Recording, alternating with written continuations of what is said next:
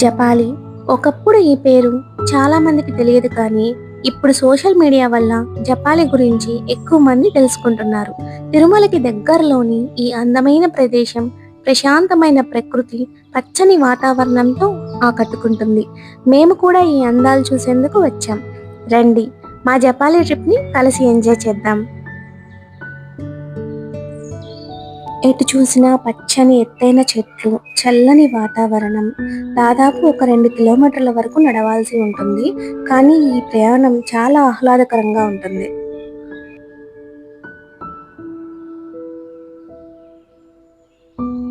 దాదాపు 3 కిలోమీటర్లు నడిచిన తర్వాత ఆంజనేయ స్వామి ఆలయం దర్శనమిస్తుంది. ఇక్కడ హనుమంతుడు తపస్సు చేశారని భక్తులు నమ్ముతున్నారు.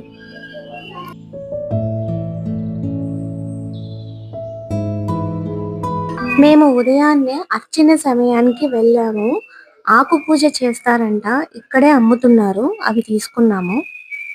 ఇక్కడ వేప చెట్టు కాండము విఘ్నేశ్వరుడి ఆకారంలో చాలా ఆకర్షణీయంగా ఉంది. మాకు శ్రీ ఆంజనేయ స్వామి వారి దర్శనం చాలా బాగా జరిగింది.